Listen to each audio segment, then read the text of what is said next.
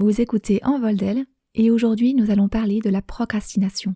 Nous verrons ses conséquences négatives et nous identifierons ses causes avec des stratégies pour la dépasser.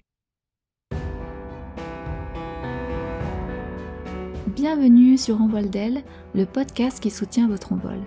Je suis Rachel, coach certifiée, et j'aborde avec vous des thèmes de développement personnel pour nous permettre de nous épanouir et vivre des relations harmonieuses. Bonjour! Est-ce que cela vous arrive de remettre une tâche à plus tard alors qu'il faudrait l'accomplir maintenant? Si oui, alors vous êtes familier avec la procrastination qui consiste à reporter la réalisation d'actions. Ceci ne se fait pas de manière parfaitement consciente. On reporte de manière irrationnelle, impulsive, sans justification valable. Nous avons tendance à plus procrastiner lorsque le délai à respecter est lointain, lorsque les conséquences, positives ou négatives, sont lointaines. Nous avons aussi plus tendance à procrastiner lorsque la tâche ne nous fait pas plaisir, ni envie, nous paraît ennuyeuse ou fastidieuse, comme remplir sa déclaration d'impôt, quoi. La procrastination, ce n'est pas le repos. Quand on se repose, on recharge nos batteries. Après le repos, par exemple après une sieste, on se sent à nouveau plein d'énergie et d'attaque pour accomplir nos tâches. La procrastination, ce n'est pas non plus choisir de ne rien faire et en être satisfait, comme s'étendre un moment sur une chaise longue au soleil ou rester un peu plus longtemps au lit le week-end. Dans ces deux cas, on profite du moment. Avec la procrastination, au contraire, on se sent tiraillé. D'un côté, on a une tâche à accomplir, un objectif important, soit parce qu'il est attendu de nous avec un délai, comme la déclaration d'impôt, soit parce que c'est quelque chose qui nous tient à cœur, mais qui se construit sur du long terme. Et de l'autre côté, on a des activités simples, rapides, ludiques, qui nous apportent une satisfaction immédiate et passagère. Ces activités sont inutiles par rapport à notre objectif et souvent très chronophages. Par exemple, au lieu de nous mettre à ce rapport ou à ce dossier à rendre, nous jouons à Angry Birds, nous regardons des vidéos sur YouTube, nous surfons sur Internet pour des informations ou du shopping, nous allons sur Instagram, nous visionnons des séries Netflix, nous blablatons avec d'autres personnes de la pluie et du beau temps. Ces moments-là ne sont pas un loisir que nous avons planifié ou qui nous tiennent à cœur. C'est plutôt un moyen à moitié conscient qui nous fait éviter de nous mettre à la tâche. On se sent tiraillé et on succombe aux activités à satisfaction immédiate. Ceci provoque de la perte de temps qui générera en nous frustration, remords et impuissance. Ces émotions déplaisantes ne vont pas nous aider à nous mettre à la tâche.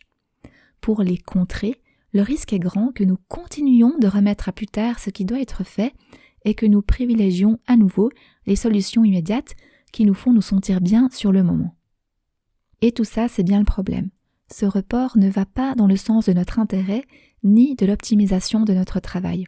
On reporte et cela peut impliquer des retards et affecter nos relations avec les autres, notamment ceux avec qui nous avons des engagements. Cela peut impliquer aussi un stress accru et de l'anxiété face à la date limite qui approche. La qualité du travail peut en être compromise. Et à force, nous endommageons aussi notre confiance en soi et notre estime. Si vous êtes familier avec la procrastination, ne vous inquiétez pas, vous n'êtes pas seul. D'après Piers Steel, professeur à l'université de Calgary, 95% de la population procrastine de temps à autre et 20% le fait de manière chronique. Ces chiffres peuvent s'expliquer avec la demande croissante d'autonomie dans le milieu du travail qui rend ce phénomène plus apparent, ainsi qu'avec l'augmentation des distractions et tentations de faire autre chose. Ces distractions sollicitent davantage notre attention et cela devient de plus en plus difficile pour nous de nous concentrer. Cependant, bonne nouvelle, nous n'avons pas à rester victimes de ce phénomène, il existe des moyens pour dépasser la procrastination. Pour dépasser la procrastination, nous pouvons repérer pour quelles raisons nous procrastinons. Nous allons explorer ensemble 7 raisons qui peuvent nous amener à procrastiner ainsi que des pistes pour nous en sortir. 1. L'objectif n'a pas de sens pour moi. La tâche doit avoir du sens pour nous et notre motivation doit être majoritairement interne, c'est-à-dire venir de nous et non de notre environnement externe. Autrement, notre motivation ne tiendra pas sur la longueur. Par exemple, un enfant qui apprend son vocabulaire pour faire une bonne note et faire plaisir à son prof et ses parents a une motivation externe. Tandis que l'enfant qui apprend son vocabulaire dans le but d'étendre ses connaissances et ses capacités a une motivation interne. Si l'objectif n'a pas de sens pour nous de prime abord, essayons de mettre au jour les motivations qui nous poussent à agir, les besoins que cela vient remplir et quels seraient les bénéfices à atteindre cet objectif. 2. Je succombe aux activités à satisfaction immédiate. Nous fonctionnons avec la loi du moindre effort. Cela veut dire que naturellement, nous recherchons le plaisir et fuyons la douleur et l'ennui. On va donc privilégier les activités qui nous donnent une satisfaction immédiate. Ces activités peuvent être des bulles d'oxygène au milieu de sessions de travail intenses, mais elles doivent alors être limitées strictement dans le temps. Si nous n'arrivons pas à nous mettre à la tâche à cause de ces activités, ou si nous n'arrivons pas à les limiter dans le temps, on peut rendre leur accès plus difficile. Par exemple, les mettre plus loin physiquement de nous, enlever les sons et les vibrations des notifications. Et pour plus de stratégies encore, vous pouvez écouter l'épisode « Comment briser nos mauvaises habitudes ». L'autre option, c'est de rendre la tâche à accomplir plus facile. Pour cela, nous pouvons faciliter son accès, la positionner plus proche ou déjà prête. Plus nous éliminerons les obstacles à la mise en route, moins nous aurons de résistance à nous y mettre. Ce sont en fait les mêmes principes que pour intégrer de nouvelles habitudes. En rendant notre tâche à accomplir visible, attractive, facile et satisfaisante, nous facilitons la mise en action. Pour plus de détails à ce sujet, vous pouvez écouter les épisodes « La puissance du changement, les habitudes » parties 1 et 2. 3. Je manque d'énergie. Ce n'est pas en nous privant de sommeil, de mouvement, de nourriture, de ressourcement que nous serons plus efficaces. Au contraire, si nous sommes fatigués, il vaut mieux commencer par nous reposer avant de nous mettre au travail. Il s'agit d'être attentif à l'équilibre de la balance entre « je dépense mon énergie » et « je prends du temps pour me ressourcer ». 4. Mon objectif est énorme. Dans ce cas, la tâche peut paraître tellement titanesque que nous avons des difficultés à nous mettre au travail. Pour nous aider, nous pouvons diviser ce gros objectif en sous-objectifs. J'ai souvent entendu cette image. Comment mange-t-on un éléphant ? Eh bien, un morceau à la fois. On ne peut pas manger tout l'éléphant d'un seul coup, c'est trop gros. Par contre, morceau par morceau, on peut y parvenir. Pour revenir à notre objectif, nous pouvons le découper en étapes intermédiaires, puis détailler toutes les actions nécessaires à accomplir pour atteindre chaque étape. Les actions doivent être précises et pouvoir être accomplies en une fois. Autrement, c'est qu'elles sont encore trop grandes et qu'il faut les découper en unités plus petites. Cela me rappelle lorsque j'ai accompli mon travail de certification de coaching. Il y avait tout un tas d'objectifs à remplir. Ça me paraissait vraiment un éléphant gigantesque.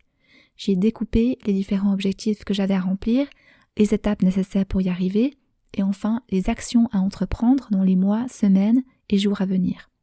Ce fut un travail que j'ai effectué sur quasi 2 ans, et je peux témoigner que oui, morceau par morceau, on avance et on peut manger un éléphant. Ensuite, que nous ayons un gros objectif ou que nous soyons submergés de tâches, il existe des manières de faciliter la mise en action. On peut repérer les moments de la journée où nous avons le plus d'énergie et où on est le plus productif. Est-ce le matin, l'après-midi, le soir ? On peut donner une priorité à nos tâches. Pour cela, je vous renvoie à l'épisode « J'ai trop de choses sur ma to-do list » qui détaille un outil pour nous y aider. On peut repérer ce dont nous avons besoin pour pouvoir nous concentrer. Quel est le lieu propice ? Est-ce que j'ai besoin de silence ou au contraire de musique ? On peut établir des objectifs quotidiens réalistes et faire une tâche après l'autre. Et finalement, on peut se récompenser à chaque petite victoire.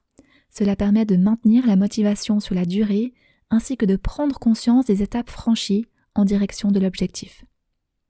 5. Je crains que le résultat ne soit pas à la hauteur. Le perfectionnisme est en fait une forme de procrastination, dans le sens de vouloir que le travail soit parfait avant de le montrer ou de se lancer. C'est une manière de se protéger et qui empêche de se confronter à la réalité. Nous avons l'impression d'avancer, mais en fait, on fait du surplace. Là derrière, il y a la peur du jugement, du rejet, de l'échec. La façon de dépasser ce type de procrastination, c'est de se lancer dans le concret et d'améliorer au fur et à mesure avec les retours que nous recevons. On peut se rappeler qu'il vaut mieux fait que parfait, il vaut mieux fait que jamais fait. C'est en pratiquant qu'on apprend, qu'on s'améliore et qu'on acquiert de l'expérience. 6. Je crains de réussir. C'est étonnant et pourtant cela peut être le cas si la réussite de notre objectif vient contrecarrer des croyances limitantes et négatives que nous pouvons avoir à notre sujet, comme « je suis nul »,« je n'ai pas les capacités de faire ça ». Du coup, on s'auto-sabote pour confirmer la croyance que nous avons de nous-mêmes. Cela peut aussi être le cas si nous craignons l'étape suivante. En effet, réussir peut générer que l'on attende ensuite plus de nous, que l'on s'appuie plus sur nous, qu'on reconnaisse notre talent. Dans ce sens, ne pas s'engager est une protection et nous permet de rester en terrain connu, couvert, sécurisé, qui même s'il est limité, est confortable d'une certaine manière. Pour dépasser cette procrastination, nous pouvons mettre en lumière les croyances que nous avons sur nous-mêmes et les questionner. Nous pouvons aussi travailler sur notre confiance en nous et notre estime de soi. Tout ceci peut être difficile à faire seul, alors n'hésitons pas à demander de l'aide à un professionnel de l'accompagnement. Ce sont des aspects qui peuvent très bien se travailler en coaching. 7. Je crains de rater. La procrastination peut aussi prendre racine dans la peur d'échouer, soit à cause d'échecs passés, soit parce que cela fait si longtemps que nous sommes restés dans notre zone de confort que l'inconnu est trop effrayant. Dans ce cas, on peut redéfinir notre objectif et le rendre plus facilement accessible. On peut se concentrer sur ce que l'on fait déjà bien et repérer ce que l'on peut améliorer. S'il nous manque des compétences, on peut se former. Et on peut trouver des exemples de personnes qui ont réussi et nous en inspirer. S'inspirer de leur réussite et aussi surtout de leurs échecs. C'est très très rare de réussir du premier coup. En regardant de plus près, dans toutes les histoires de succès, il y a aussi des histoires d'échecs. En résumé, dans cet épisode, nous avons vu que la procrastination peut tous nous concerner à un moment donné ou à un autre. Elle est nuisible car elle provoque de la perte de temps, de la frustration, des remords, des retards, du stress, des dégâts dans nos relations et notre confiance en nous. Nous pouvons apprendre à la dépasser et pour cela nous avons à mettre le doigt sur la ou les raisons qui nous poussent à procrastiner. Puis nous pouvons établir une stratégie pour y remédier. Si la procrastination est devenue un mode de fonctionnement habituel pour vous, que régulièrement vous remettez à plus tard ce que vous avez à faire ou aimeriez faire, vous aurez peut-être besoin d'un coup de pouce supplémentaire. Si c'est le cas, un accompagnement de coaching peut vous fournir le levier nécessaire pour comprendre ce qui se passe et le moteur pour dépasser la procrastination. Je vous accompagnerai avec plaisir. Vous pouvez me contacter via mon site internet www.rachelms.ch. Le lien sera indiqué dans les notes de l'épisode.